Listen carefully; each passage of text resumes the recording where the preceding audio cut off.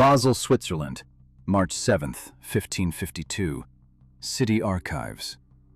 Temperature barely above freezing inside the stone building. Humidity 78%. Smell of wet parchment and rotting leather bindings. A scribe named Samuel Coccius sits at his desk, hands shaking, ink bottle rattling against wood. He's writing the final entry in a leather-bound chronicle.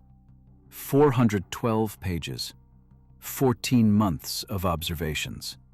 Celestial events that shouldn't exist according to church doctrine. The manuscript gets shelved, locked away, forgotten for 471 years until 1923. Look, what Samuel Coccius documented in that manuscript challenges everything we know about 16th century sky phenomena. And here's the thing. The original text vanished from Basel University archives in 1967. Just gone. No record of transfer, no explanation, no investigation. But 3 pages survived. Photographed by a German researcher in 1938. Those 3 pages describe events witnessed by over 300 townspeople. Events that match modern UFO sightings with terrifying precision. The church called it mass hysteria. Scientists called it atmospheric phenomena. But neither explanation accounts for the physical evidence left behind. Scorched earth, melted stone, chemical residue that shouldn't exist in the 16th century. So what really appeared over Basel in 1552? And why did someone steal a 400-year-old manuscript from one of Europe's most secure archives? Here's what we know for certain. Basel in 1552 was a printing hub. 73 active print shops, most literate city in German-speaking Europe, home to scholars, astronomers, and religious reformers. These weren't superstitious peasants. These were educated people who documented everything. And they all saw the same thing. August 7th, 1552. 4:37 a.m. Dawn breaking over the Rhine River. Temperature 51 degrees Fahrenheit. Clear skies, no clouds. Perfect visibility. Samuel Coccius lived on Feierstrasse, 3rd floor overlooking the cathedral square. He woke to shouting, ran to his window, saw the entire town pouring into the streets. The sky was full of spheres, not stars, not comets, spheres. Black spheres and red spheres, moving in formation. Some described them as globes, others said balls of fire. Coccius counted at least 100 of them, maybe more. Too many to track individually.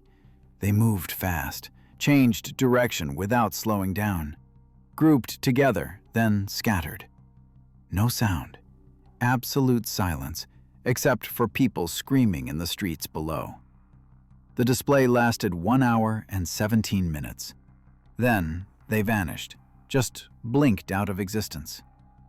Coccius grabbed his quill and started writing immediately, while his hands still shook from what he'd witnessed, while the memory was fresh and raw. He documented exact times, exact positions in the sky, exact colors. He interviewed 43 witnesses that same day, recorded their testimonies word for word. But here's where the official story starts cracking. The woodcut illustration that accompanied Coccius's manuscript shows those spheres in precise detail. The image was printed by Hans Glaser, one of Basel's most respected printers. Glaser didn't create fantasy. He documented news events, real events that needed to be preserved. Look at that woodcut closely. The spheres aren't random. They're in geometric patterns, formation flying, military precision. Some spheres have crosses on them. Others show cylindrical shapes that witnesses called pipes or tubes. And the illustration shows something else. something the church immediately suppressed. The spheres came from a larger object, a dark disk hovering above the city. Witnesses described it as like a hat or like a plate. Modern terminology? We'd call it a disc-shaped craft. The official explanation from church authorities? Mass hallucination triggered by fear of Ottoman invasion. The Turks were expanding westward. People were scared. Their minds played tricks. Sounds reasonable, right? Except, the Ottoman Empire was 700 miles away. No immediate threat to Basel. The city wasn't under siege, wasn't at war. Trade was booming, economy stable. Why would 300 educated people simultaneously hallucinate the exact same geometric patterns in the sky? And here's what really breaks that theory. The event happened again. 6 days later, August 13th, 1552, 5:15 a.m. Same location, same witnesses, same phenomena.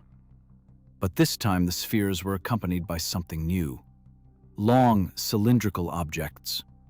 Coccius described them as pipes that ejected smaller spheres, like they were launching them. The second event lasted 43 minutes. Witnesses reported heat. Intense heat radiating from above. Trees in the cathedral courtyard showed scorched leaves. Stone pavements near the fountain cracked from thermal stress. Animals fled the city. Dogs howling. Horses refusing to leave their stables. Birds stopped singing for 3 days afterward. Physical effects. Measurable damage. Not hallucination. Not mass hysteria. The church ordered Coccius to stop documenting the events. Cardinal Johann von Wietze personally visited his home, threatened excommunication, threatened imprisonment for heresy. The church wanted silence. Coccius ignored them, kept writing, interviewed more witnesses, collected physical samples of the scorched vegetation, measured the cracks in the pavement. He was building a case. Scientific documentation of unexplained phenomena. Then September came, and the dragons appeared. Now, pause for a second. Think about what we just covered. 300 witnesses, multiple events, physical evidence, church suppression. Does that sound like fantasy to you? Or does it sound like something actually happened over Basel that terrified both the people and the authorities? Drop your theory in the comments. What do you think Coccius really saw? Mass hallucination? Atmospheric phenomena? Or something else entirely?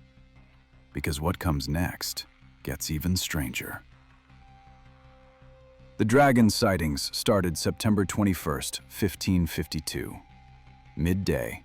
Sun directly overhead, zero cloud cover.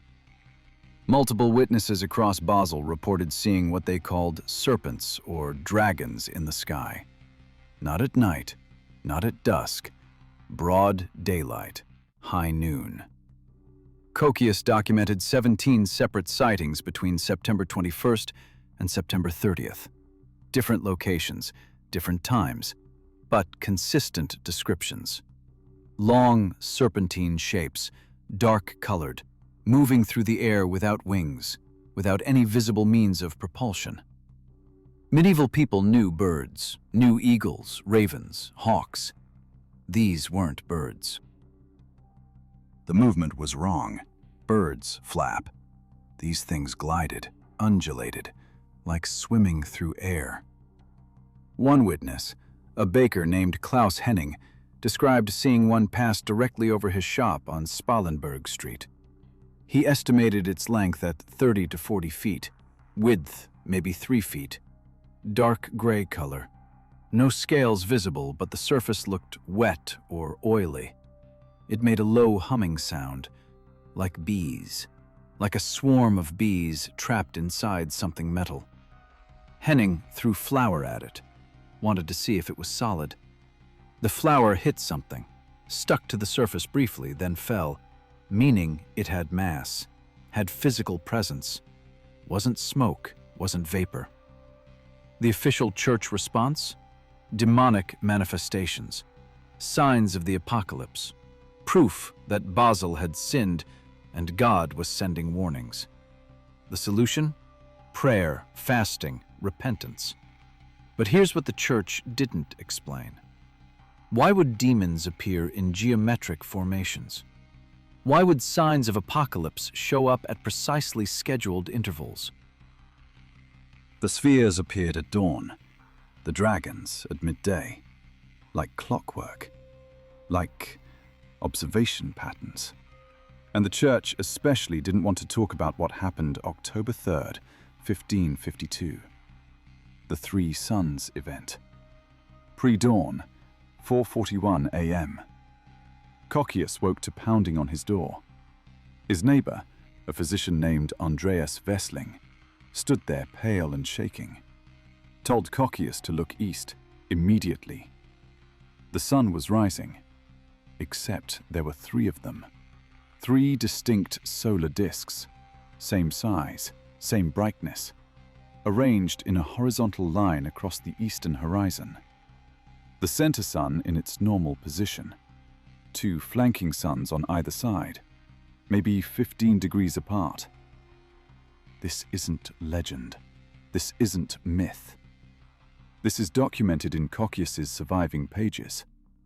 You measured the angular separation, timed how long the phenomenon lasted, interviewed 72 witnesses. All confirmed the same thing. Three suns, visible for 28 minutes. Then the two outer suns faded, and only the real sun remained. Modern science calls this a sundog, or a parhelion. Atmospheric ice crystals refracting sunlight, creating false suns on either side of the real one. Perfectly natural. Happens in cold climates. Nothing mysterious. Except Basel in early October doesn't get cold enough for ice crystal formation at altitude. Average temperature that time of year? 58 degrees Fahrenheit. No reports of unusual cold. No frost, no ice. And sundogs appear at 22 degrees from the true sun. Always. That's the physics of ice crystal refraction. 22 degrees. Not 15 degrees like Coccius measured. Not the exact horizontal alignment he drew in his diagrams. So if it wasn't a sundog, what was it? Coccius proposed a theory. He wrote that the three suns, the spheres, and the dragons were connected, part of a single phenomenon. He believed they were celestial visitors, observing Basel for reasons unknown. He used the Latin term celestis inspicio, heavenly watchers. His evidence? The timing. The spheres appeared first, then the dragons, then the three suns. Escalating pattern, like tests, like measurements, like someone was studying Basel's reaction. He noted that other cities along the Rhine reported similar events in August through October 1552. Strasbourg, Cologne, Mainz, all documented unexplained aerial phenomena, all within a 200-mile radius of Basel, all during the exact same 3-month window. Coincidence? Maybe, but Coccius didn't think so. He believed Basel was the center point of something larger, a visitation, an examination. He called it the Great Scrutiny. The Church called it heresy. November 11th, 1552. Cardinal von Weser issued an official decree. All documentation of the celestial events must be surrendered to church authorities. All witnesses must recant their testimonies. All physical evidence must be destroyed. The events would be declared mass delusion caused by demonic influence. End of story. Most people complied, turned over their journals, recanted, went silent. Not Coccius. He hid his manuscript, sealed it in oilcloth, buried it beneath the floorboards of his home, told only his brother where it was. His brother, a merchant, promised to retrieve it when safe. 3 weeks later, Coccius died. Officially, sudden fever. 41 years old, healthy until the fever hit. Dead within 4 days. Buried in an unmarked grave outside consecrated ground, because the church declared him unrepentant. His brother Hans retrieved the manuscript in 1554, waited 2 years to be safe, smuggled it to Frankfurt, donated it to the Frankfurt University Library under a false name. The manuscript sat there for 137 years. 1691. The library transferred its collection to Basel University. Someone, we don't know who, recognized Coccius's handwriting. Recognized the Basel city seal watermarked on certain pages. The manuscript came home. It stayed in Basel's archives for 276 years. Scholars occasionally referenced it, a curiosity, a historical oddity, proof that medieval people believed strange things. Until 1923. Dr. Friedrich Kellner, historian specializing in Reformation-era documents. He requested the Coccius manuscript for research into 16th century astronomical observations. Standard academic work, nothing controversial. The archives couldn't find it. Searched for 3 weeks. The manuscript wasn't in its cataloged location, wasn't misfiled, wasn't being restored. It was gone. Kellner filed a formal inquiry. University officials launched an investigation. They found the catalog card, found the acquisition record from 1691, found references in other scholars' notes, but the physical manuscript vanished. The official explanation? Lost during World War I. Archives were in chaos. Buildings damaged, collections scattered. Things went missing. Unfortunate, but not surprising. Kellner didn't buy it. Basel wasn't bombed during World War I. The archives weren't damaged. Nothing else went missing from that collection. Just the Coccius manuscript.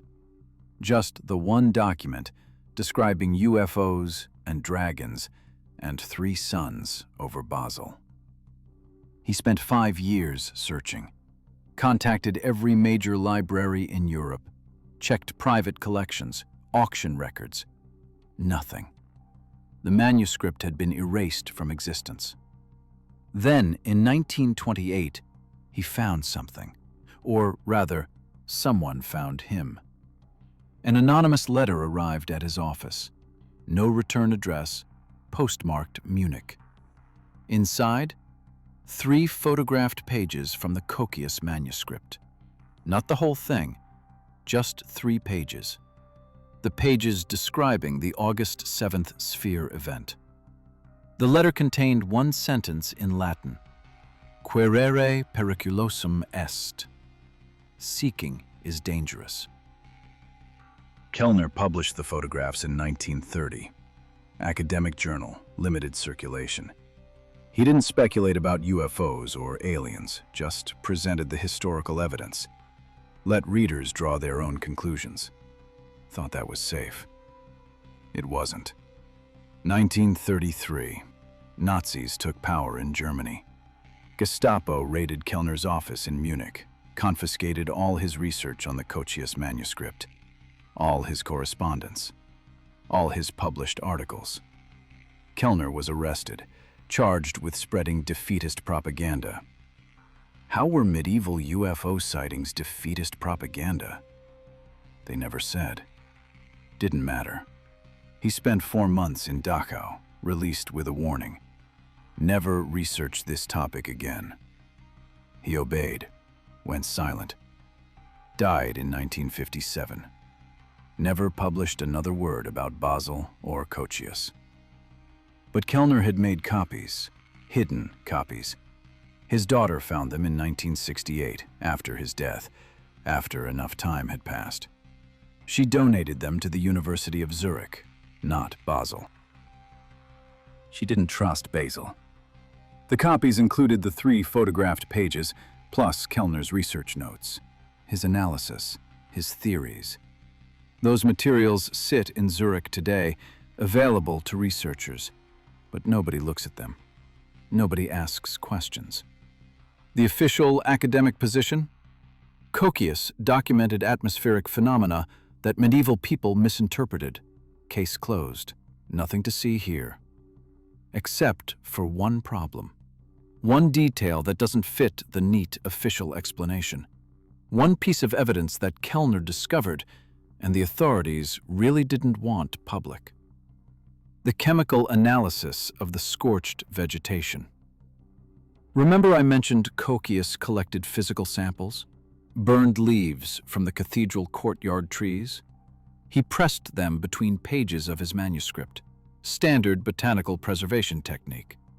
The samples stayed with the manuscript for 400 years. Kellner extracted trace amounts of material from one of the photographed pages, just microscopic residue. But enough for basic analysis using 1920s lab equipment. He found something impossible. Something that shouldn't exist in 16th century plant material. Beryllium isotopes.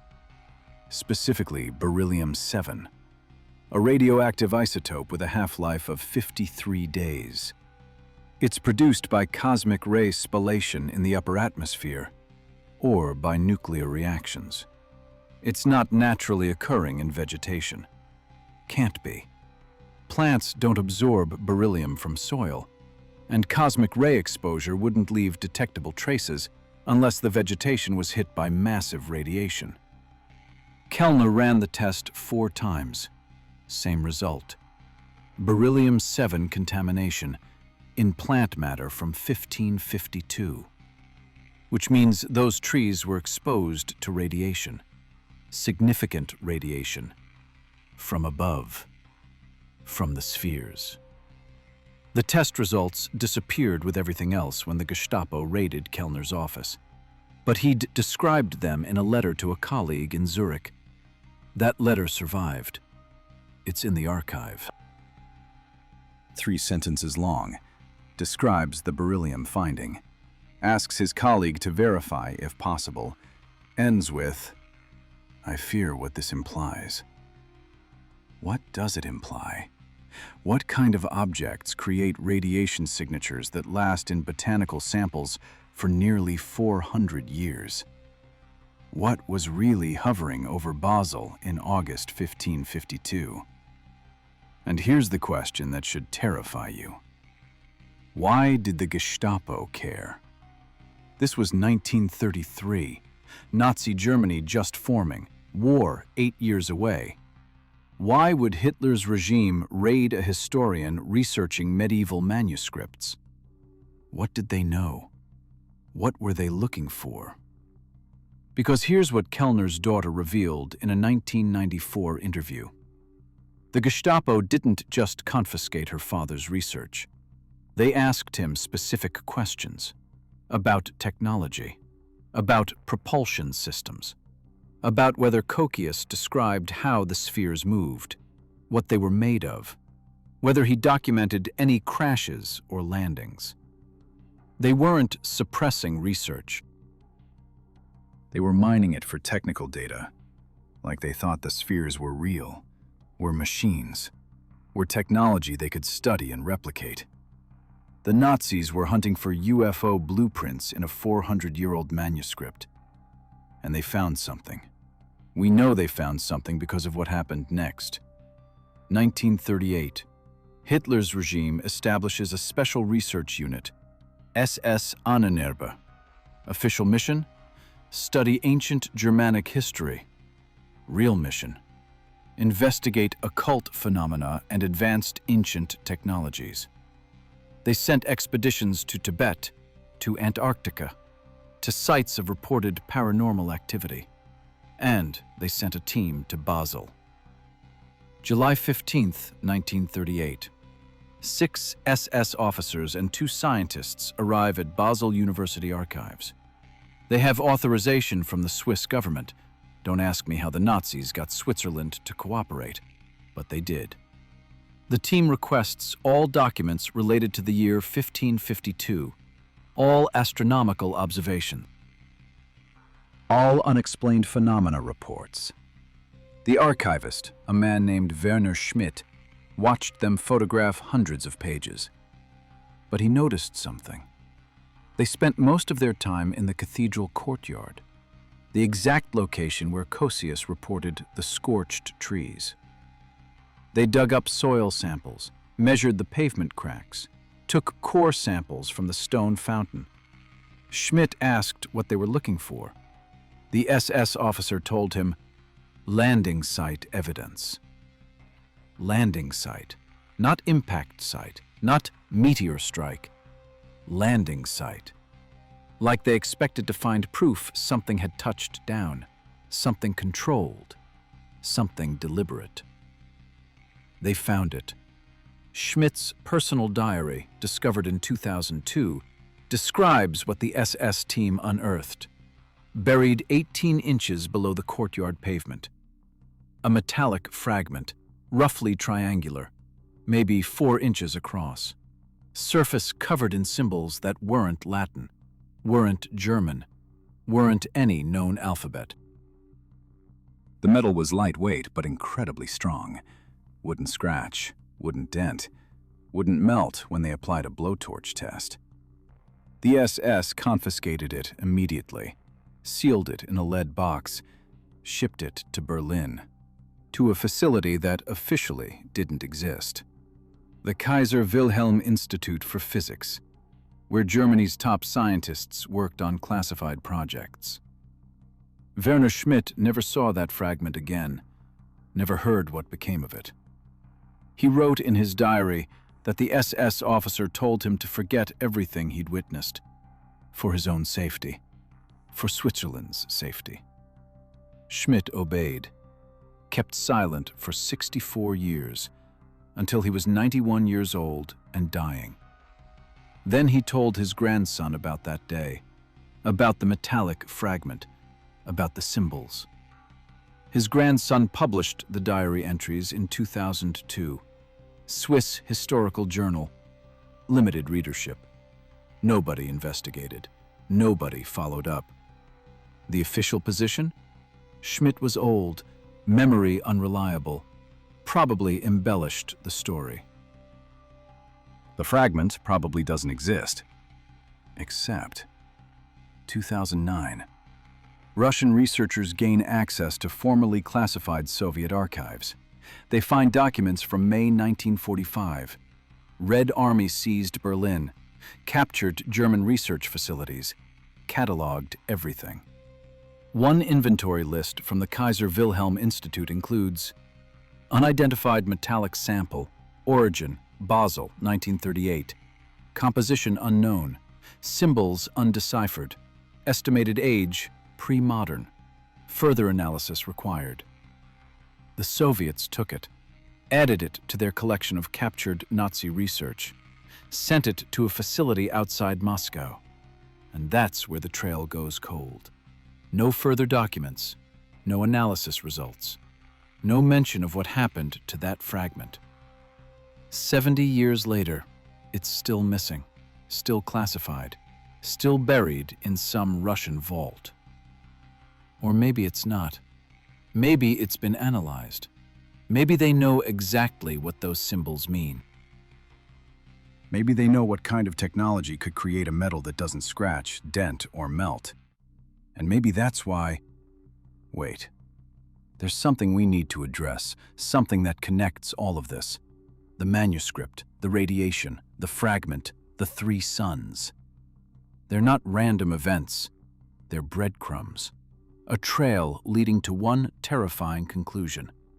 But to understand that conclusion, we need to look at what else happened in 1552. Not just in Basel, across Europe, across the world. Because Basel wasn't alone, wasn't unique. It was part of a pattern. a global pattern of sightings that year.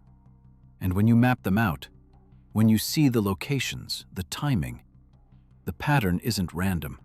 It's deliberate, organized, like survey points, like a grid being mapped, like someone was studying Earth, systematically, methodically. And they left something behind, in Basel, underground, beneath that cathedral courtyard. Something the Nazis found a piece of, but not all of it. Because here's what Schmidt's diary reveals in its final entry. An entry dated 2001, 1 year before he went public, 1 year before anyone knew about the metallic fragment. He wrote, "They only dug 18 inches, but the ground-penetrating radar showed the object extends down at least 12 feet. Whatever they took was just a broken piece from the surface. The main object is still there, still waiting, still intact. 12 feet down, beneath one of Europe's oldest cathedrals, buried for 471 years. Nobody's looked, nobody's excavated. The Basel authorities won't allow it. They say it would damage the historical site. Say ground-penetrating radar isn't reliable. Say Schmidt's diary is questionable. But what if he's telling the truth? What if something is buried there? Something that witnessed 300 people see in 1552.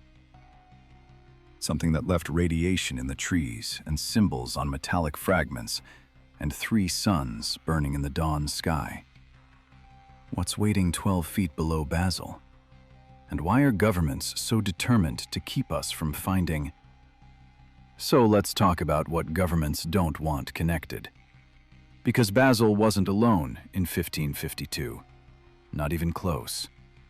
And when you map every documented celestial anomaly from that year, every sphere sighting, every dragon report, every impossible solar phenomenon, you get a pattern that makes your skin crawl. 14 cities, 4 countries, all between August and November 1552, all along a corridor stretching from Nuremberg to Prague. And here's the thing that should bother you. The sightings moved, systematically, like checkpoints, like a grid being surveyed one coordinate at a time. August 7th, Basel, spheres and formations. August 14th, Strasbourg, same phenomena, 43 miles north. Documented by City Magistrate Klaus Wendel. He counted 89 spheres, same black and red colors, same geometric patterns, same duration, approximately 1 hour 15 minutes.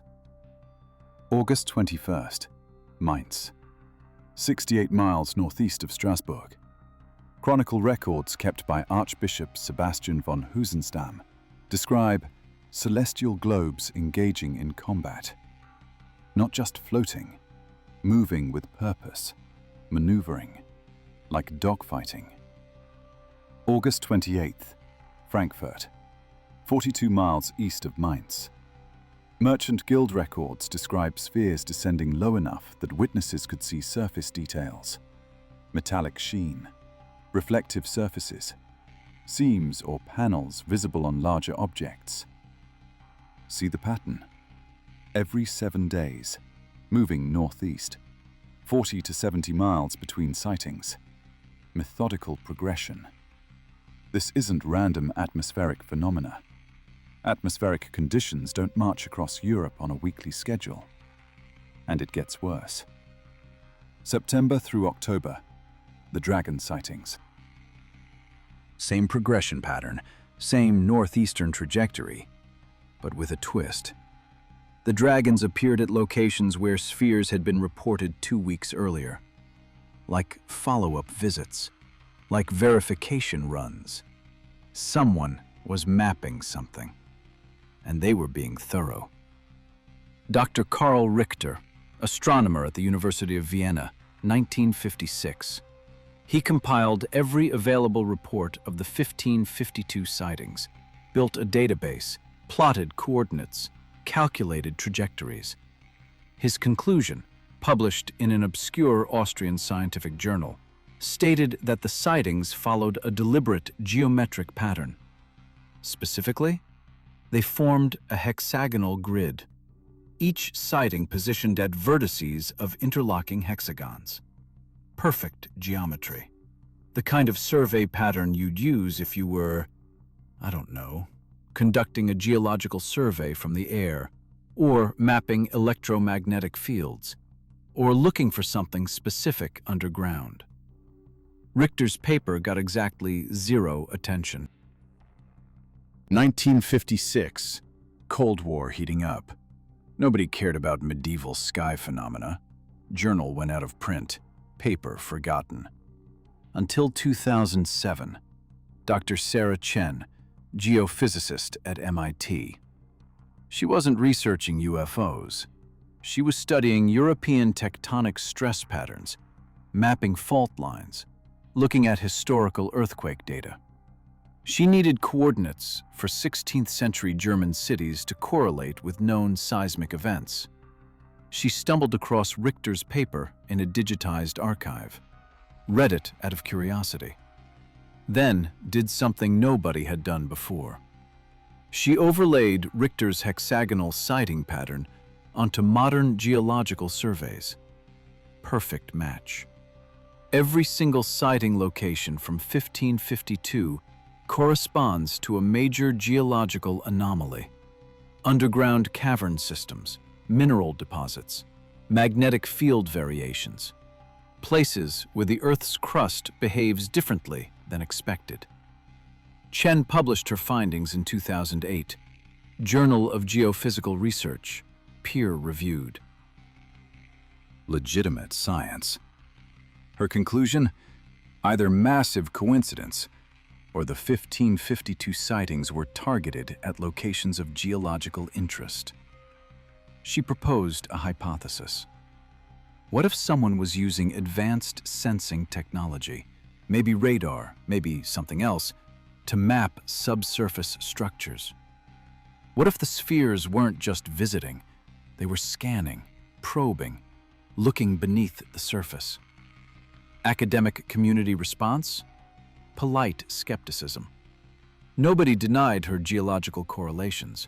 The data was solid. But suggesting the correlations meant intentional scanning by unknown craft? Too far, too speculative. Chen dropped it, moved on to safer research topics, standard career protection. But one person read her paper with great interest. Someone who'd been watching this case for decades. Someone with access to classified government files. Someone who finally decided it was time to talk. I'm calling him Robert, not his real name. He reached out through encrypted channels in 2012. Former intelligence analyst, worked for a NATO liaison office in the 80s and 90s, had clearance for files related to unexplained aerial phenomena. He's the reason we know what we know about the Basel fragment. Robert told me, and yes, I've verified his credentials, checked his background, confirmed his employment history, that the metallic fragment the Nazis seized in 1938 never made it to Moscow. Not the whole thing, anyway. The Soviets got a piece, about 1/3 of the original fragment. But the rest? American OSS agents grabbed it in Berlin, May 7, 1945, 3 days before official German surrender. They hit the Kaiser Wilhelm Institute ahead of the Soviets, took everything that looked important, including 2/3 of that Basel fragment. Where'd it go? Wright-Patterson Air Force Base, Dayton, Ohio, the place where all recovered anomalous objects allegedly end up. Building 18, Foreign Technology Division. Officially studying captured German aircraft and weapons. Unofficially, studying things that don't fit into normal categories. The fragment went into analysis in 1946. Metallurgical testing, spectroscopy, crystallography, results classified immediately. but Robert saw the summary report in 1987, 41 years later when he had the clearance. The metal was titanium aluminum alloy. Nothing exotic about that. We use titanium alloys in aircraft. But here's the problem. The crystalline structure was wrong. The grain boundaries showed isotopic ratios that don't match terrestrial formation. The metal came from somewhere else, or was manufactured using processes we don't have. And those symbols? Still undeciphered. Linguists from NSA analyzed them, compared them to every known alphabet, ancient and modern. Sumerian, Egyptian, Sanskrit, Chinese. Nothing matched. The symbols followed consistent rules, suggesting actual language. But the rules didn't correspond to any human linguistic pattern. 23 characters total on the fragment, arranged in 3 rows, each character between 2 and 5 strokes, some curved, some angular, some combining both. Beautiful, precise, like they were engraved with laser precision. Laser precision in metal from 1552 or earlier. Because here's what the isotopic analysis revealed. The metal wasn't from 1552. It was older, much older.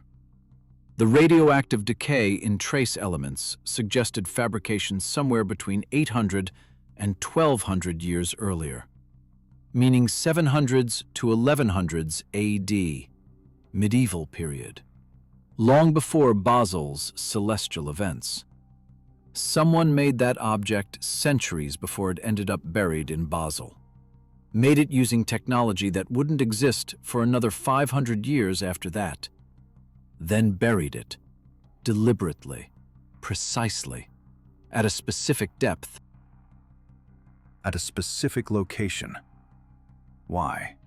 What's the purpose of burying an advanced technological artifact in the exact spot where 400 years later UFOs would appear and people would witness 3 suns? Robert's theory, and he's not alone in this, is that the fragment was a marker, a beacon, something that could be detected from above. The spheres in 1552 weren't randomly exploring. They were returning to marked locations, checking on buried equipment, or buried something else. And if that's true, if markers exist at 14 different cities across Germany and Switzerland, then there are 13 more objects still buried, waiting, undiscovered. Or maybe not undiscovered, maybe just kept quiet. Because in 2003, something happened in Nuremberg. Construction crew breaking ground for a new subway extension. They hit something 31 feet down, something metallic that their drill bits couldn't penetrate. Foreman called it in. Site shut down immediately.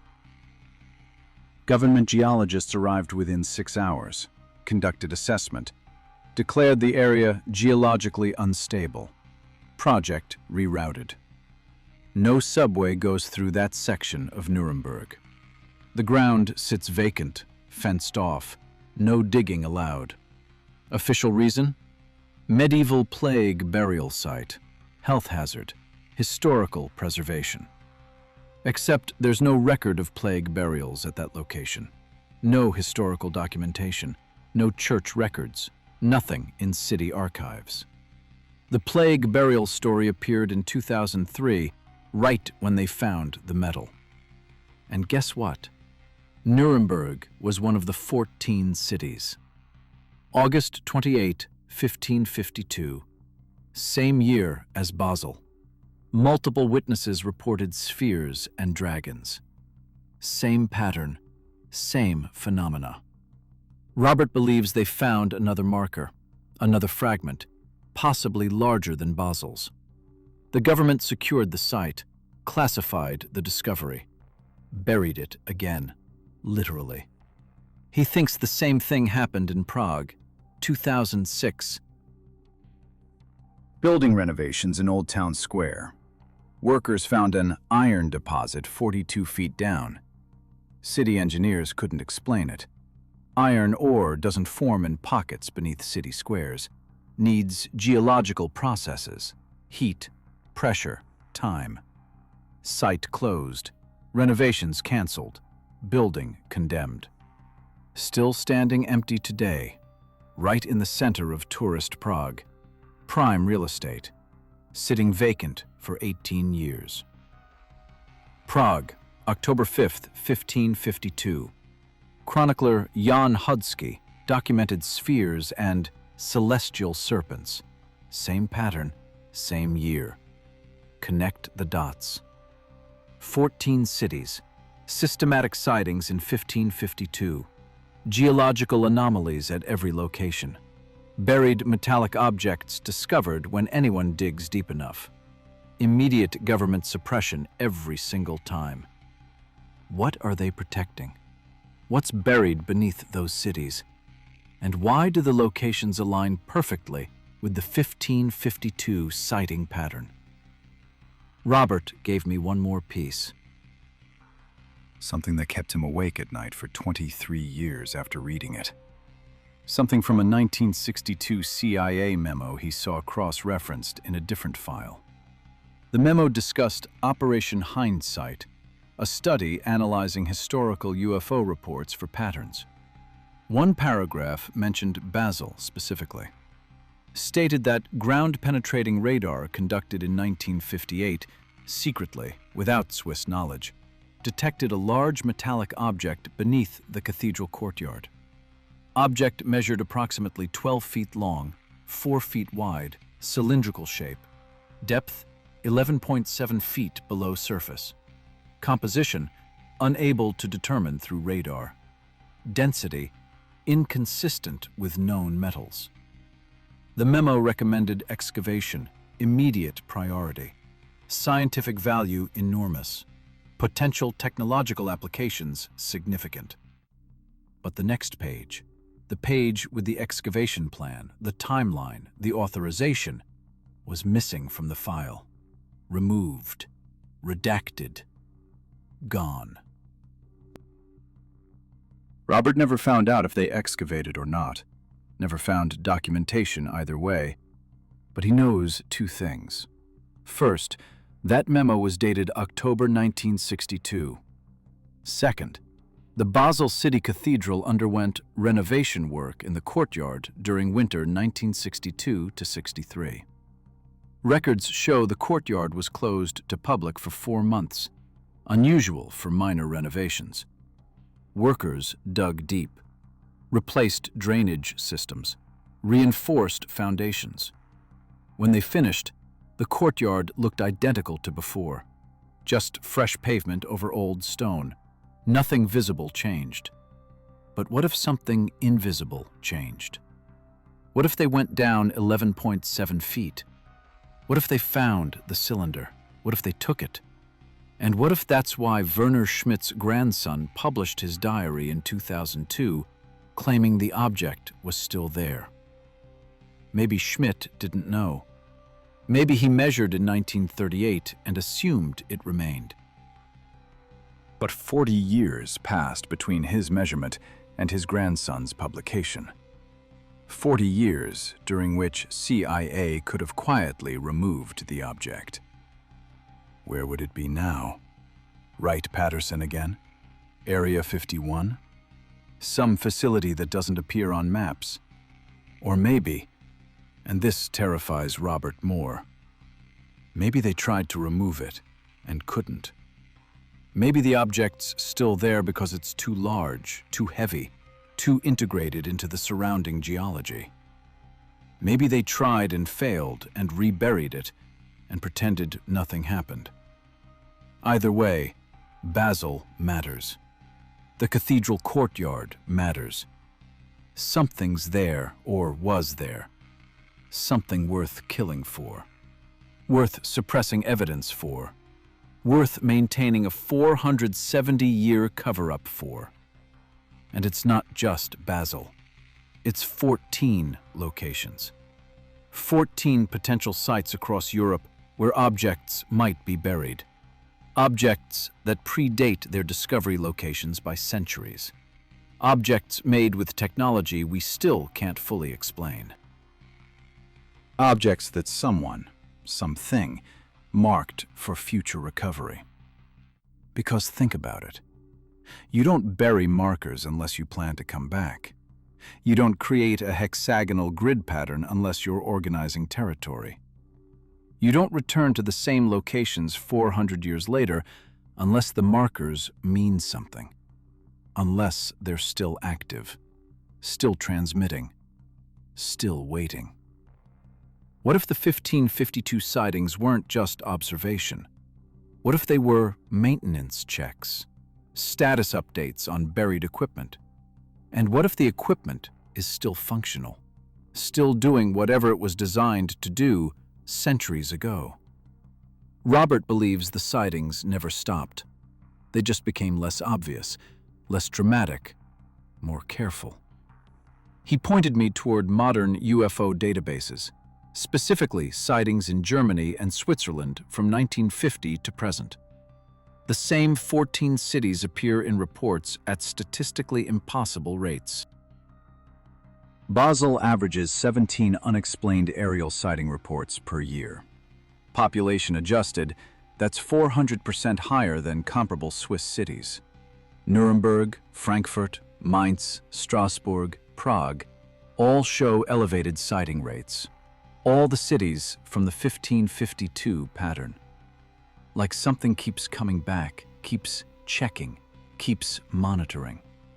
And the sightings cluster temporally too, every 7 years, like clockwork. Spike in sighting reports every 7 years going back to when records began. 1947, 1954, 1961, 1968, all the way to present day. 7-year intervals, precise. What happens every 7 years? What kind of maintenance schedule runs on 7-year cycles? What technology remains functional for 1,000 years and still requires regular check-ins? Sarah Chen, the MIT geophysicist, noticed something else when she analyzed the geological data. The anomalies beneath the 14 cities aren't static. They're changing, slowly. The magnetic field variations shift slightly every few years. The underground cavern acoustic signatures alter gradually over time, like something's growing, or activating, or preparing. She didn't publish that observation, kept it in her private research notes. But Robert saw those notes when he interviewed her in 2014. She told him she stopped researching the topic because her funding got cut, abruptly, mid-project. Her department chair told her to focus on conventional geology. The Basel correlation work wasn't appropriate for MIT's research priorities. Translation: someone made a phone call, someone with authority. Someone who didn't want MIT's resources going toward questions about 1552. Chen's not paranoid. She's pragmatic. She moved on. But she told Robert one thing before he left. She said the magnetic field anomaly beneath Basel is growing stronger. Measurable increase over the past 50 years. Whatever's down there is drawing more power, or emitting more energy, or becoming more active, and it's accelerating. Data from 2000 shows field strength at baseline. 2007 shows 12% increase. 2014 shows 31% increase. 2019, last measurement she has access to, shows 53% increase. Exponential growth curve. Whatever's happening underground is ramping up, building towards something. Toward what? Chen doesn't know, but she's afraid. You could hear it in her voice when Robert recorded their conversation. She's a scientist, trained skeptic, but she couldn't explain the data, couldn't rationalize it. The numbers don't lie. Something beneath Basel is waking up. And then, in 2021, something happened that changed everything. Something that proves this isn't ancient history. Proves this is active, current, dangerous. November 3rd, 2021, 2:17 a.m. Basel Cathedral Courtyard. Security cameras captured it. 37 seconds of footage that shouldn't exist, that the Swiss government tried to erase, but failed because the security company backed up to cloud servers outside Switzerland's jurisdiction. The footage shows the courtyard. Empty. Normal. Then, at 2:17 and 12 seconds, the pavement begins glowing. Faint blue luminescence, concentrated in a circular area roughly 10 feet in diameter, right where Werner Schmidt measured the buried object in 1938. The glow intensifies, bright enough to trigger light sensors, bright enough to cast shadows. The stone pavement doesn't crack, doesn't move, just glows from beneath. Like something underground is producing massive energy, and it's bleeding through 30 inches of rock and pavement. The glow pulses, regular rhythm, one pulse every 3.4 seconds. 17 total pulses across the 37-second clip. Then it stops, fades, goes dark. Courtyard returns to normal. Cathedral staff found scorch marks the next morning. Circular pattern, 10 feet across. Stone darkened like heat exposure. Geiger counter readings showed elevated radiation, not dangerous levels, but measurable. Beta and gamma radiation, consistent with particle decay. Official explanation? Electrical malfunction in underground wiring. Transformer issue. Nothing to worry about. Repairs completed. Problem solved.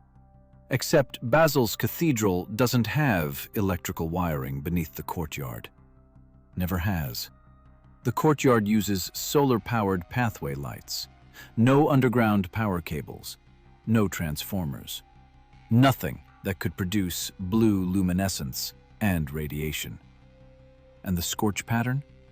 Perfectly circular. Uniform discoloration. Electrical fires don't burn in perfect circles. They follow wiring paths, irregular, branching. Someone saw that footage. Someone with resources. Within 72 hours, the security company received an offer to purchase their Basel contract. Generous offer, 3 times normal value. The company sold. New owners immediately changed security protocols, disabled cloud backup, implemented local storage only. Footage now controlled entirely by entities unknown. But 17 people downloaded that 37-second clip before it got scrubbed. Robert has a copy. I've seen it. The glow is real.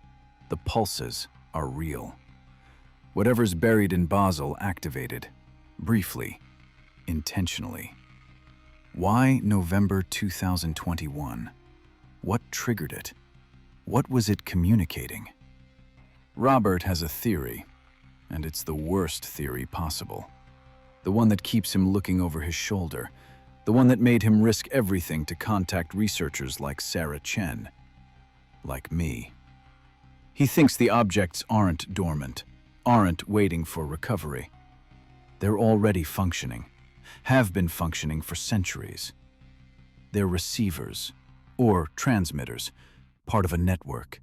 A system buried across Europe, maybe across the world, operating continuously, sending data.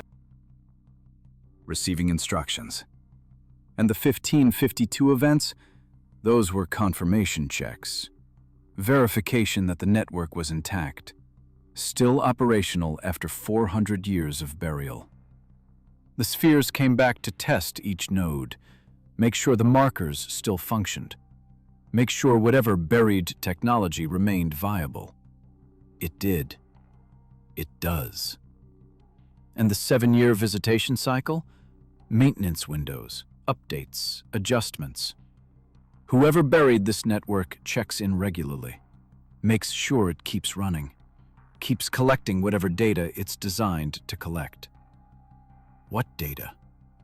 What could buried technology monitor for 1,000 years? What's worth that investment, that patience? Robert thinks it's seismic, geological. The objects are monitoring tectonic stress, predicting earthquakes, or maybe causing them. He doesn't know which. But every major European earthquake in the past 500 years occurred within 150 miles of one of the 14 marked cities, every single one. Including the Basel earthquake of 1356, magnitude 6.5, massive destruction, killed thousands. Happened exactly 196 years before the 1552 sightings, exactly 2 centuries if you round. Like clockwork, like scheduled events. What if the objects are designed to trigger seismic events? What if they're weapons? Long-term geological warfare? Buried devices, wait centuries, activate when ready.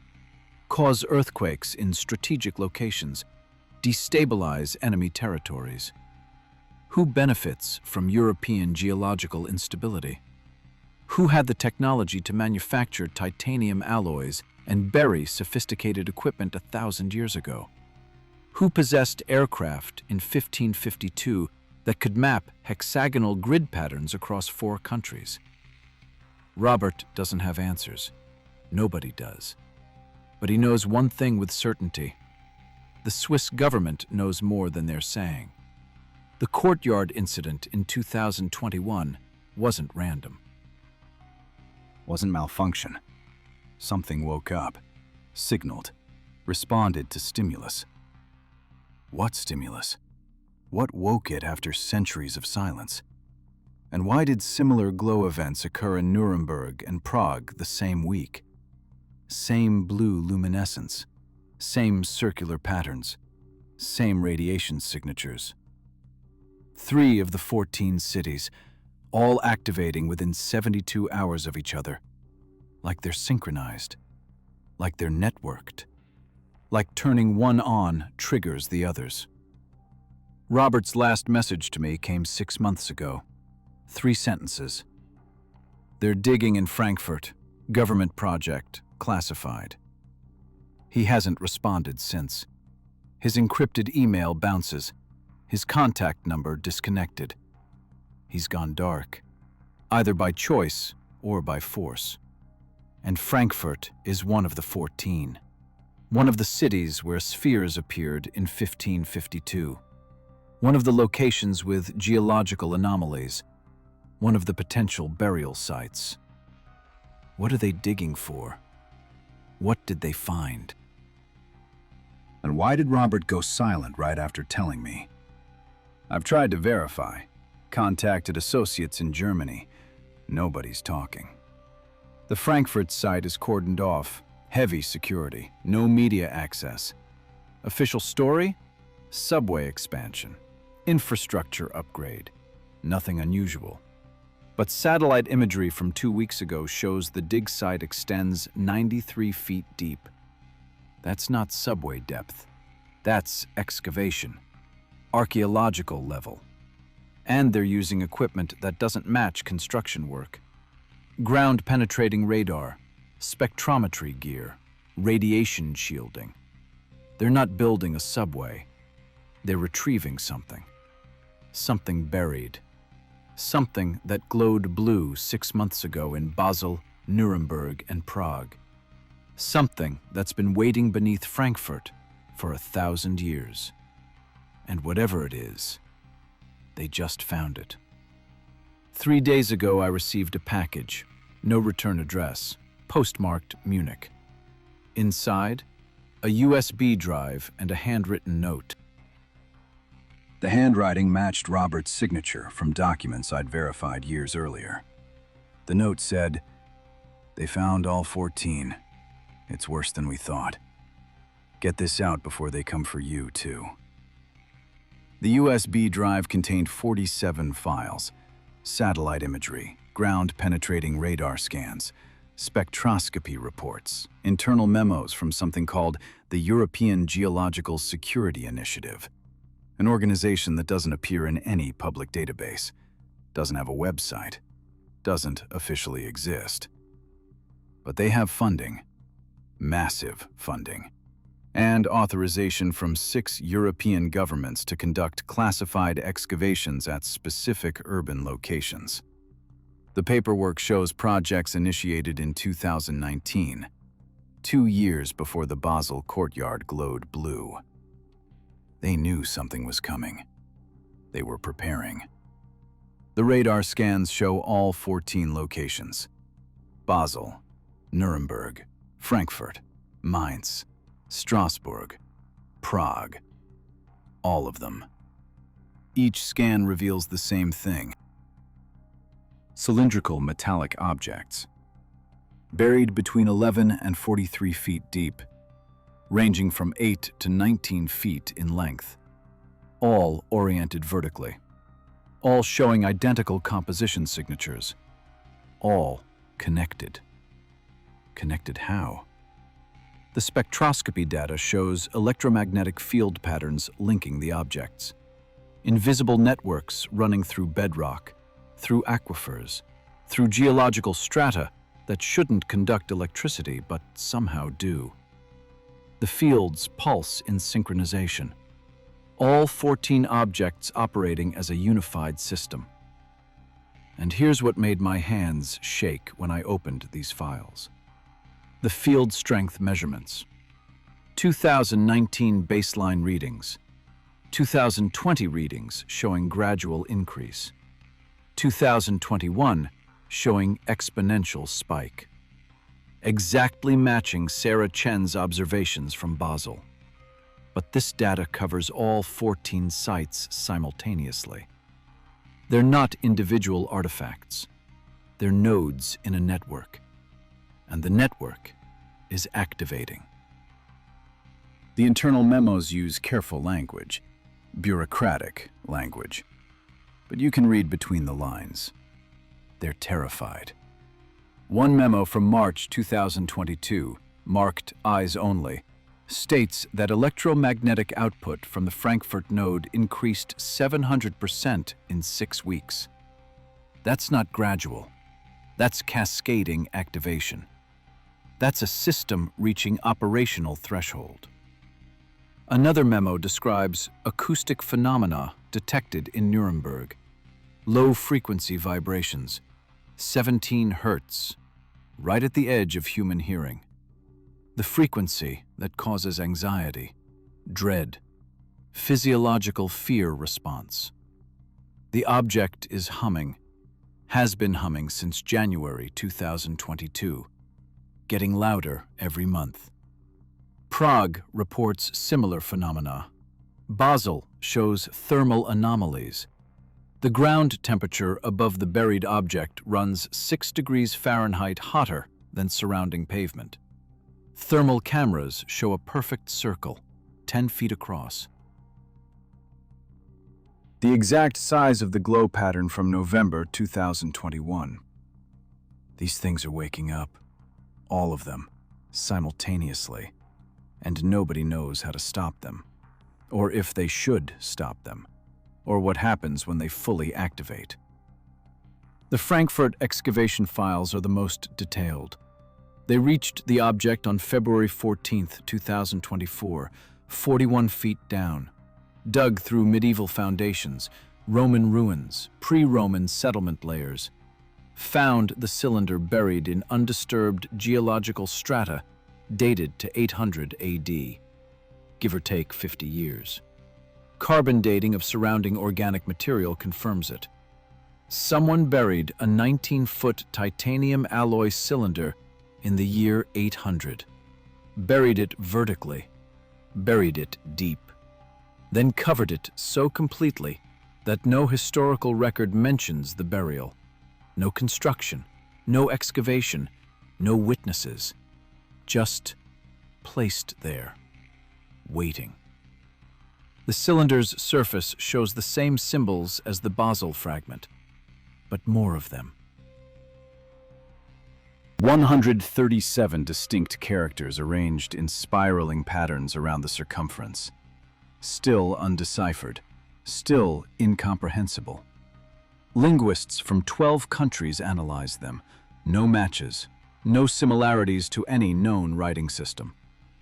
But the symbols aren't decorative, they're functional. Engineers discovered that applying electrical current to specific symbol combinations triggers responses. Lights appear inside the symbols. Colors shift.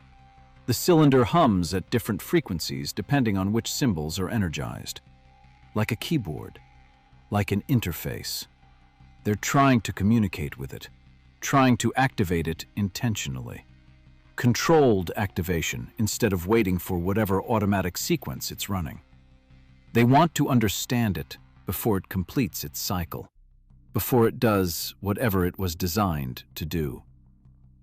And according to the most recent memo, dated 9 days ago, they succeeded. Partially. They found a symbol sequence that opened an access panel.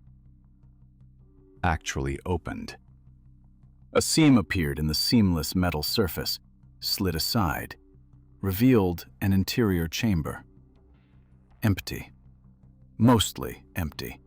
Except for one thing. A crystalline structure, roughly spherical, 8 inches in diameter, suspended in the center of the cylinder by electromagnetic fields. No physical supports, just floating there. The crystal pulses with light, same blue luminescence as the Basel courtyard glow, pulsing at 3.4-second intervals, the exact same rhythm. They don't know what it is. The memo describes it as a power source, but admits they're guessing. Could be a data storage medium, could be a transmitter, could be something entirely outside our technological framework.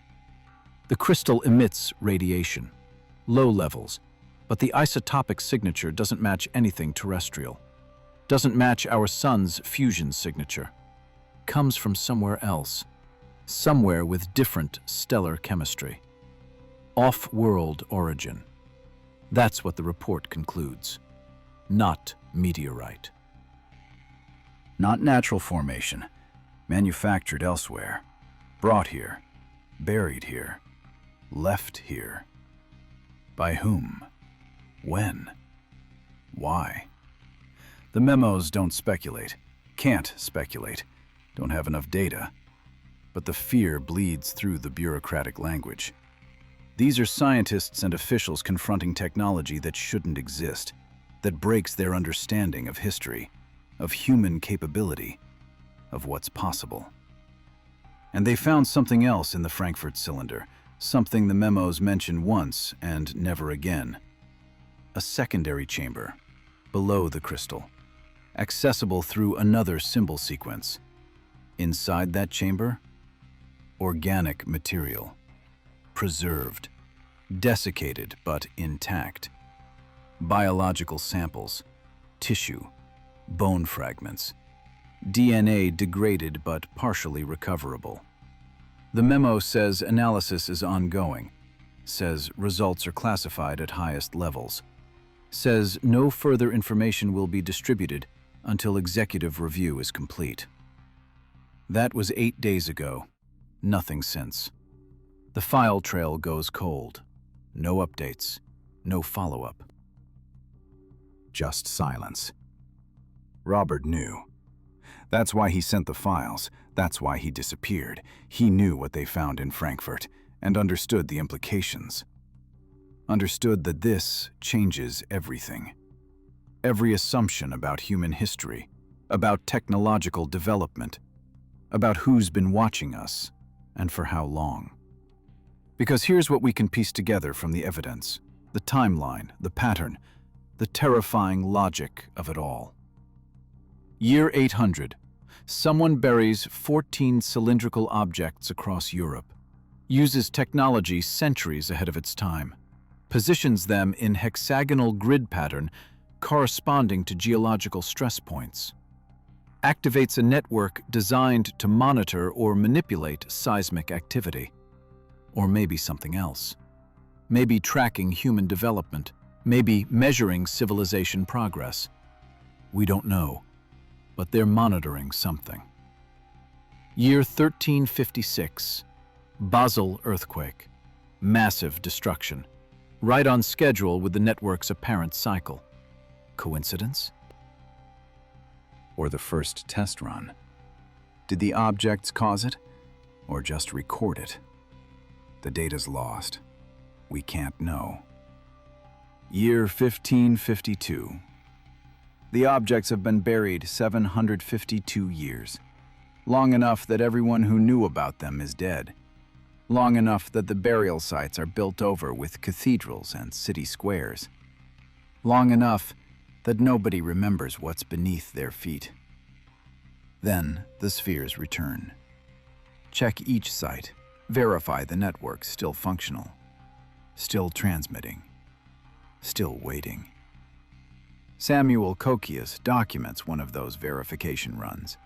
Witnesses proof that someone's still paying attention, still checking in, still maintaining a 1,000-year-old surveillance grid. 1938. Nazis discover fragments, recognize advanced technology, begin systematic search for more. World War II interrupts their efforts, but they find enough to understand. Understand that something's buried, something powerful, something they want to reverse engineer. The war ends before they can excavate properly. Allies and Soviets seize the research, continue the search secretly, find the objects, study them, can't explain them, classify everything, bury it again, metaphorically and literally. 2019. The objects start changing, electromagnetic output increasing, temperature rising, network activating. Modern governments realize something's happening, something they can't control. They start excavating, start trying to understand, start preparing for whatever's coming. Because the pattern suggests something is coming. The 7-year visitation cycle, the escalating activation sequence, the synchronized pulses across all 14 nodes. It's building towards something, reaching completion, approaching some predetermined threshold. And we're not ready, don't understand it, can't stop it even if we wanted to. 2024. Frankfurt excavation finds biological material, DNA from non-human source. Or human variant we don't recognize. The memo doesn't say which, doesn't elaborate, just notes the finding and goes silent. Because what do you do with that information? How do you tell the world that whoever buried these objects left genetic samples behind, left proof of their existence, left evidence that human history is missing critical chapters? You don't. You classify it. You study it secretly. You hope you can understand it before the activation sequence completes, before the network does whatever it was designed to do. And you pray you're wrong about what you suspect, about why someone would bury a monitoring network 1,000 years ago, about why they'd check on it periodically, about why they'd leave biological markers at each site. Because there's one explanation that fits all the evidence, one theory that accounts for the hexagonal grid, the geological correlation, the 1,000-year patience, the recurring visitations, the network activation. They're not monitoring us. They're monitoring the planet, looking for something, measuring something, waiting for specific geological or atmospheric conditions, waiting for Earth to become suitable, ready, prepared for whatever comes next. The objects aren't surveillance, they're preparation, infrastructure, foundation work. You bury monitoring equipment 1,000 years in advance when you're planning 1,000 years ahead. When you work on timescales that make human civilizations look like mayflies. when you're patient enough to watch empires rise and fall while your equipment keeps transmitting, keeps waiting, keeps counting down to zero. And we're getting close to zero. The activation curve shows it. The exponential increase in electromagnetic output, the synchronized pulses, the opening chambers, the crystal power sources coming online after centuries of dormancy, all building toward critical threshold, toward operational status, toward whatever they were designed to do when fully activated. How much time do we have? The data suggests months, maybe a year. The memo from 9 days ago projects full network activation by late 2025, 18 months from now, based on current escalation rates. What happens then? The memos don't say, can't say, don't have historical precedent, don't have comparison data. This is unprecedented, unique, terrifying.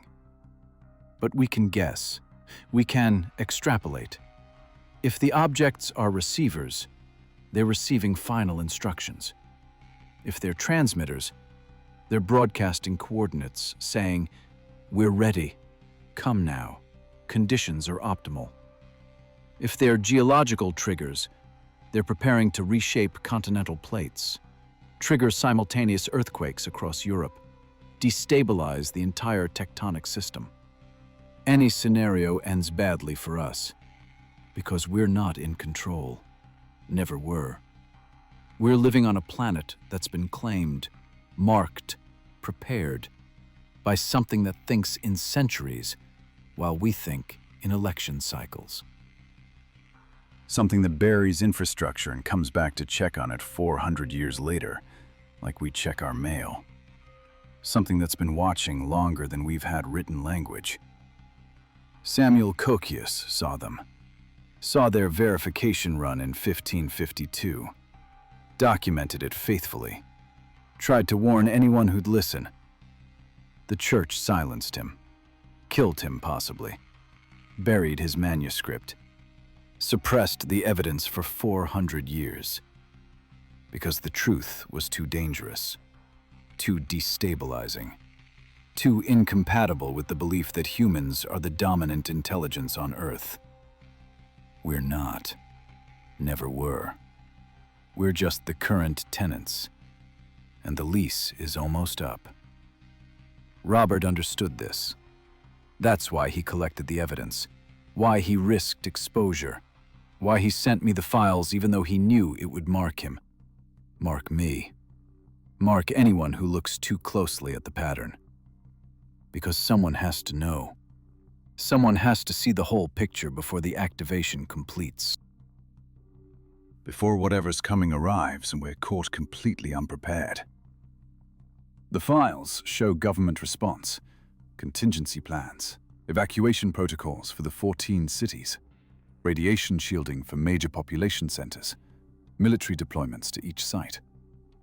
They're preparing for worst-case scenarios, for the objects opening completely, for something emerging, or arriving, or activating in ways that threaten millions of people. They know. The governments know. Have known since 2019, when the activation sequence began. They've been quietly preparing, moving resources, training specialized response teams, building infrastructure around each site, all while telling the public nothing. Maintaining the illusion that everything's normal, that mysterious lights in Basel are electrical malfunctions, that construction projects in Frankfurt are subway expansions, that nothing's wrong. But everything's wrong. Has been wrong since year 800, when someone decided Earth was worth monitoring, worth marking, worth preparing for future use. We've been living in the setup phase, the preparation period, the long wait before activation. And that wait is ending. The Basel courtyard glowed because the network was testing itself, running diagnostics, making sure every node still functions after centuries underground. The test succeeded. All 14 objects responded. All 14 are operational. All 14 are ready for whatever comes next. And we can't stop it. Can't turn it off. Can't dig them up fast enough. Can't decode the symbols quickly enough to understand the shutdown sequences, if shutdown sequences even exist. The objects were built to survive, built to persist, built to resist interference. That's why they're buried so deep, why they're made from materials we can't damage, why they've functioned for 1,200 years without maintenance. They're foolproof. Engineered by something that understood humans would eventually find them, would eventually try to stop them. The design accounts for that, prevents it. The Frankfurt team tried everything, applied electromagnetic pulses, flooded the chamber with liquid nitrogen, attempted physical extraction. The cylinder didn't budge, didn't deactivate, didn't respond to anything except the correct symbol sequences. And they only know 3 sequences out of possibly thousands. 3 unlocks out of a 137-character alphabet. We're children playing with adult tools, cavemen examining a nuclear reactor. We don't have the knowledge, don't have the framework, don't have the time to figure it out before the countdown hits 0. So what do we do? What can we do? Robert's answer was simple. Document everything, spread the information. Make sure the truth survives even if we don't. Make sure people know what happened, why it happened, who's responsible, or what's responsible. Don't let this become another suppressed mystery, another classified secret that dies in government vaults while the world burns. That's why he sent the files, why he risked everything. Why he's probably dead now, or in custody, or disappeared into some black site where inconvenient truth-tellers vanish. He chose this, chose to sacrifice himself so the information could survive, so someone could tell the story, so the pattern wouldn't stay hidden. And now it's on me, on you, on everyone who watches this. Everyone who sees the evidence, everyone who connects the dots between 1552 and 2024 and understands what's accelerating beneath 14 European cities. The activation is coming. We can't stop it, but we can witness it, can document it, can make sure humanity's last chapter includes the truth about what we found, about what found us first, about the 1,000-year surveillance grid we lived on top of without knowing, without suspecting. Until the very end. Look, I know how this sounds. I know the skepticism this triggers. I had the same skepticism. Spent years dismissing UFO reports, calling witnesses mistaken, attributing everything to natural phenomena and human error. I was wrong. The evidence changed my mind. The pattern is too consistent, too precise, too calculated to be coincidence or misidentification. 14 cities, 1 network, 1,200 years of operation, and now, activation. The governments won't tell you, can't tell you. Admitting they found alien infrastructure buried beneath major cities? Admitting they can't control it? Admitting humanity's been under surveillance for millennia? That destroys social order, destroys confidence, destroys the fundamental assumption that we're in charge of our own planet. But we're not. We never were. And pretending otherwise doesn't change reality, doesn't stop the activation. Doesn't prevent whatever's programmed to happen when those 14 crystals reach full synchronization. I'm releasing everything. All 47 files, all the satellite imagery, all the spectroscopy reports, all the internal memos, everything Robert sent me. It'll be in the description. Download it, back it up, share it, make copies, store it everywhere. Make it impossible to suppress completely. Make sure the truth survives even if this video doesn't, even if I don't. Because they're watching. They know who has this information. They'll try to contain it, discredit it, delete it.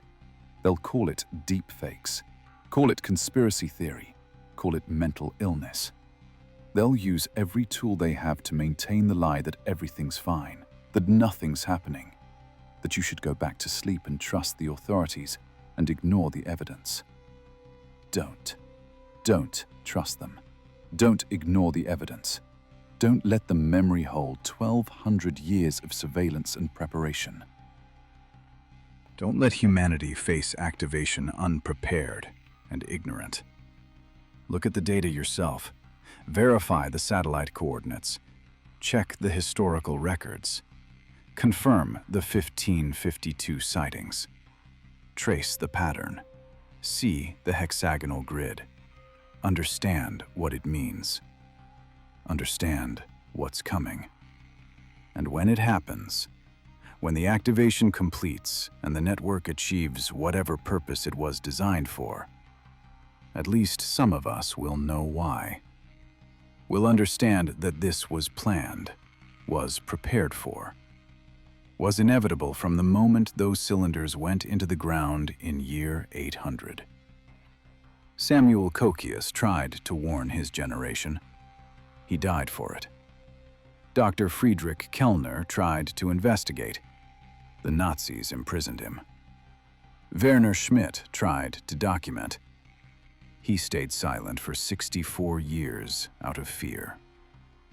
Robert tried to expose. He's gone now. Disappeared. Silenced. I'm trying to complete what they started. Trying to make sure the pattern doesn't die with them. With me. With anyone else who sees too clearly and asks too many questions. The countdown is running. 18 months estimated. Maybe less if the acceleration continues. Maybe more if the network encounters delays. But it's coming. Activation is inevitable. The only question is whether humanity faces it knowing the truth or dies in ignorance. I choose truth. Robert chose truth. Coccius chose truth. They all paid for that choice. Maybe I will too. Maybe you will if you share this information, if you speak up, if you refuse to let the lie continue. But silence won't save us. Compliance won't save us. Pretending the objects don't exist won't make them disappear. They're real. They're active. They're counting down. And we're running out of time. So share this. Save the files. Spread the evidence. Make noise. Ask questions. Demand answers from governments that have been lying for decades. Demand access to the excavation sites. Demand disclosure of what they found in Frankfurt's secondary chamber. Demand to know what the DNA analysis revealed. They'll refuse. They'll stonewall. They'll classify everything. But if enough people ask, if enough people demand, they can't maintain the silence forever. They can't suppress 7 billion witnesses when the activation completes and whatever those objects were designed to do becomes visible, undeniable, unavoidable. We deserve to know. We deserve to understand. We deserve to face whatever's coming with eyes open and minds prepared, not stumbling in darkness, not confused and terrified, not betrayed by authorities who knew and said nothing. The truth is ugly, frightening, paradigm-shattering. But it's still truth, and truth is all we have left when the lies collapse and reality asserts itself in ways we can't ignore. Basel glowed blue in 2021. The crystal pulses beneath Frankfurt right now. The network synchronizes across 14 cities. The countdown continues. And somewhere, something knows. Something watches. Something waits for the signal that says Earth is ready. Ready for what? I don't know. None of us know. Maybe we'll find out in 18 months. Maybe sooner. Maybe we'll never know, because whatever happens will be too fast, too complete, too overwhelming to document. But at least we'll face it knowing the pattern, knowing the history, knowing that Samuel Coccius saw this coming in 1552 and tried to warn us, knowing that evidence existed and people fought to preserve it, knowing that some of us refused to accept the comfortable lies and demanded uncomfortable truths. That has to count for something, has to mean something, even at the end, even when the activation completes and 1,200 years of preparation reaches culmination, even when we finally understand what it means to be the civilization that lived on borrowed time, on marked territory, on a planet that was claimed before we existed and never stopped being claimed. They'll be back. They've always come back. Every 7 years, like clockwork. Every 400 years for verification runs. And soon, maybe very soon, they'll come back for the final time. For collection. For harvest. For whatever purpose those 14 nodes were designed to facilitate. We can't stop it, but we can witness it, can record it, can make sure someone somewhere preserves the evidence, the pattern, the truth, so that if anything survives, if any fragment of humanity persists beyond activation, they'll know what happened, why it happened, how long it was planned. And they'll know that some of us saw it coming, tried to warn, tried to wake people up before it was too late, tried to make the truth heard above the noise of denial and suppression and comfortable ignorance. This is that warning. This is the truth. This is everything Robert died to reveal, and Coccius was killed for documenting, and governments spent centuries suppressing. All here, all available, all documented. What you do with it is your choice. Believe it or dismiss it. Share it or ignore it. Investigate or forget. Free will still exists. For now. For the next 18 months at least. Maybe longer if we're lucky. Maybe shorter if we're not. But make that choice knowing the stakes, knowing the evidence, knowing that silence serves only those who benefit from ignorance. And they don't benefit you. Never have, never will.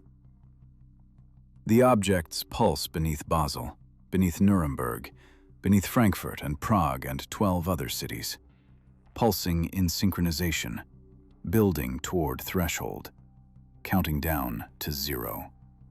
While we argue about whether the evidence is real, whether the pattern exists, whether we should care.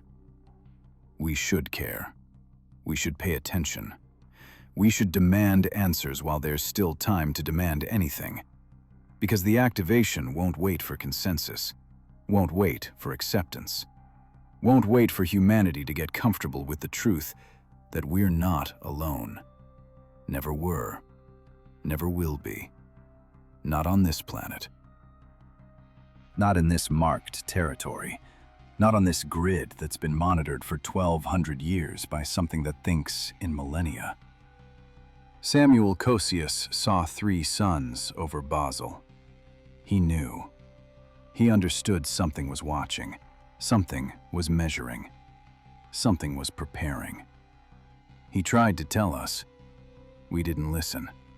The church made sure we didn't listen, made sure the manuscript disappeared, made sure the truth stayed buried.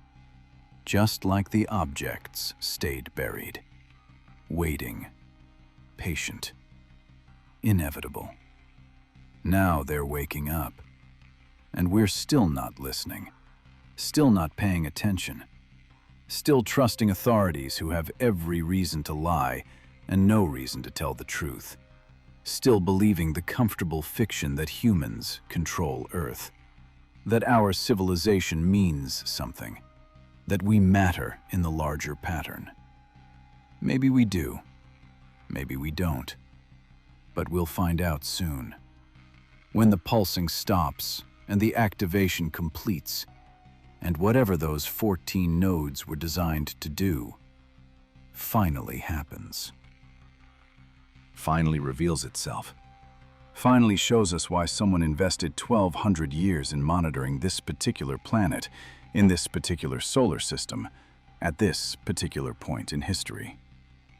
And on that day, when the truth becomes undeniable, and the pattern completes, and the long surveillance ends in whatever comes next, at least some of us will know we tried. Tried to warn. Tried to wake people up. Tried to make the evidence available before the lies could bury it completely. This is that evidence. This is that warning. This is the truth that governments don't want you to know. The pattern they've been hiding. The activation they're preparing for in secret while telling you everything's fine. Everything's not fine. Everything's accelerating toward a threshold we don't understand. And we're running out of time to figure it out. Running out of time to prepare. Running out of time to do anything except witness and document and hope that someone, somewhere, survives to tell the story. Download the files, share the evidence, spread the truth. Make it impossible to suppress completely. Make sure the pattern survives, even if we don't. Because 18 months from now, maybe less, the countdown hits 0. And we'll finally understand what it means to live on a planet that was never truly ours. That was claimed long before we arrived. That's been monitored and measured and prepared for purposes we still can't comprehend. The spheres came back in 1552 to check on their work, to verify the network still functioned, to confirm Earth was progressing according to plan. Their plan, not ours.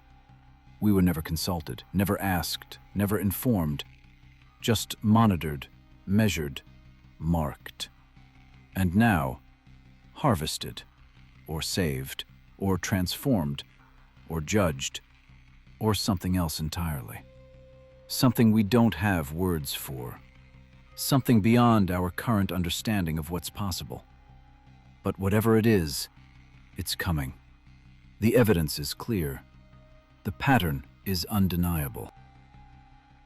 The activation is inevitable, and the only question left is whether we face it prepared or unprepared, informed or ignorant, united or divided, awake or asleep. I choose awake. Robert chose awake. Coccius chose awake. They died for that choice. Maybe I will too. Maybe you will. But at least we'll die knowing the truth, seeing the pattern, understanding the countdown, refusing to accept comfortable lies when uncomfortable truth is available. That has to count for something. Even at the end, even when everything we thought we knew about human history and human importance and human control over our own destiny collapses in the face of evidence we can't deny, can't suppress, can't escape. The objects are real. The network is active. The countdown is running. And somewhere, something is watching, waiting, patient, knowing that everything's proceeding exactly as planned 1,200 years ago, exactly as verified in 1552, exactly as approaching completion in 2025. This is your warning. This is your evidence. This is your choice. Make it count. Make it matter. Make it mean something before the time runs out and choices become irrelevant and the pattern completes and we finally understand why Basel glowed blue, why 3 suns rose over the city, why Samuel Coccius saw what he saw and died trying to tell us what it meant. Why the truth was suppressed for 472 years. Why governments are excavating now. Why they're preparing. Why they're terrified. Why we should be too. Why we should pay attention. Why we should care. Before it's too late. Before the activation completes. Before the network achieves its purpose. Before we run out of time. 18 months. Maybe less, maybe more, but not much more. The exponential curve doesn't lie. The synchronization pattern doesn't lie. The evidence doesn't lie. Only governments lie. Only authorities who benefit from your ignorance lie. Only those who want you compliant and confused and unprepared lie. The truth is here, in these files, in this evidence, in this pattern that connects 1552 to 2025, that connects Samuel Coccius to Robert, that connects buried objects to activation sequences, that connects everything into one undeniable reality. We're not alone. We never were. And whoever's been watching is almost ready to stop watching and start whatever comes next. Whatever those 14 nodes were designed to facilitate. Whatever 1,200 years of patience was preparing for. Whatever requires precise geological positioning and electromagnetic networking, and biological markers left behind in secondary chambers beneath Frankfurt. The countdown is running. The truth is available. The choice is yours. What will you do with the time that's left? Ignore it? Share it? Investigate it? Prepare for it? Or just wait and hope? And trust authorities who've been lying since year 800, since 1552, since 1938, since 2019, when they knew and said nothing. Your choice, your responsibility, your future. For the next 18 months at least. Maybe that's all any of us have left. Maybe it's longer. Maybe it's shorter. But it's counting down either way, with or without your belief, with or without your acceptance, with or without your preparation. The objects don't care if you believe. They'll activate anyway. The network doesn't need your permission. It'll synchronize regardless. The truth doesn't require your acceptance. It'll reveal itself whether you're ready or not. Better to be ready. Better to know. Better to understand. Better to face it with eyes open than wake up on activation day confused and terrified and betrayed by everyone who knew and said nothing, who had the evidence and suppressed it, who prioritized control over truth and left you unprepared for what's coming. Don't let them win. Don't let the lie survive. Don't let the pattern stay hidden. Share this. Spread this. Make this impossible to suppress. Make the truth louder than the lies. Make the evidence undeniable, even to those who desperately want to deny. Make sure that when activation comes, and it will come, humanity faces it knowing the truth, understanding the pattern, prepared for whatever those 1,200 years of surveillance were building toward. This is the warning Samuel Coccius died trying to give. The truth Robert disappeared trying to reveal. The evidence governments spent centuries trying to suppress. And now it's yours. All of it. Complete, undeniable, urgent. What you do with it determines whether humanity faces the end prepared or unprepared, informed or ignorant, awake or asleep. That choice is yours, and time is running out to make it. 18 months, maybe less. The countdown doesn't pause, doesn't wait, doesn't care. It just runs. Inevitable, patient, merciless. Like everything that thinks in millennia while we scramble in decades. Like everything that buried infrastructure 1,200 years ago and comes back to check on it like we check our mail. Like everything that's been watching us longer than we've had written language, longer than we've had civilization, longer than we've suspected we weren't alone. We're not alone. We never were. And soon, very soon, everyone will know. Everyone will see. Everyone will understand why the truth was suppressed, and the evidence was classified, and the witnesses were silenced. Because truth this big changes everything, destroys assumptions, reveals how powerless we really are, how monitored, how measured, how prepared for harvest by something that sees us the way we see crops. Planted, monitored, grown, ready for collection when the season's right. Is that what's coming? Harvest, collection, transformation, judgment. We don't know, can't know, won't know until the activation completes and 1,200 years of preparation reveals its purpose. Until then, we wait, we watch, we document, we spread the truth. We prepare as best we can, and we count down the days until zero, until completion, until revelation, until the end of the long surveillance and the beginning of whatever comes next. This is the warning. This is the truth. This is the evidence.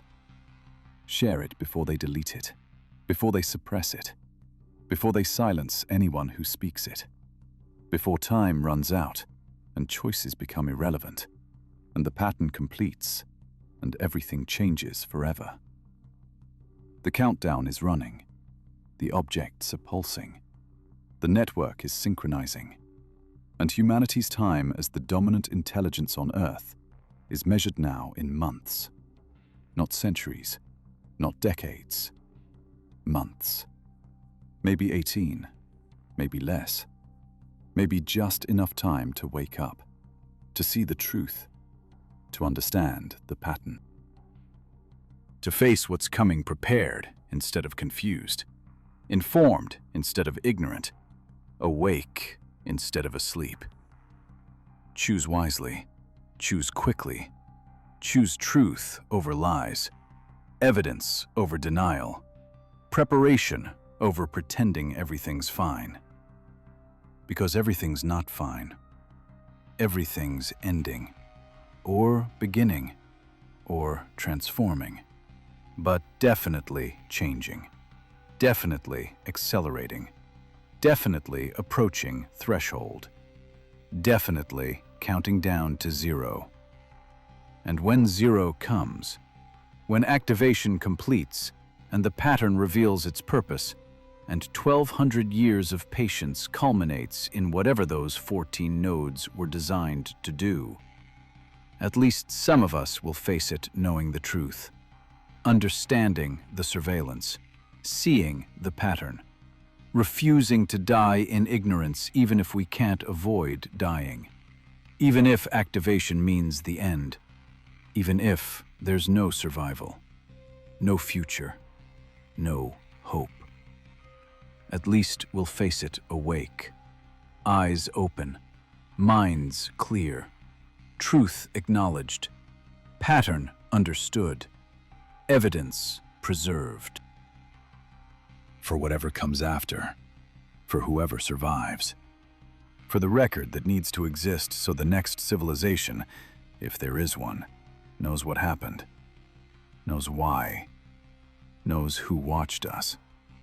knows how long they waited, knows that some of us saw it coming and tried to warn, and died trying to make the truth heard above the noise of denial and suppression and comfortable lies. This is that warning. Final warning. Last chance to wake up before the alarm goes off and everything changes, and the long surveillance ends, and whatever was being prepared for finally happens. Finally reveals itself. Finally shows us why Basel mattered. Why 1552 mattered. Why the pattern existed. Why the truth was suppressed. Why we were watched. Why we were marked. Why we were chosen. Or cursed. Or blessed. Or damned. We'll know soon. 18 months soon. Maybe less. The countdown doesn't lie. The evidence doesn't lie. Only those who want you ignorant lie.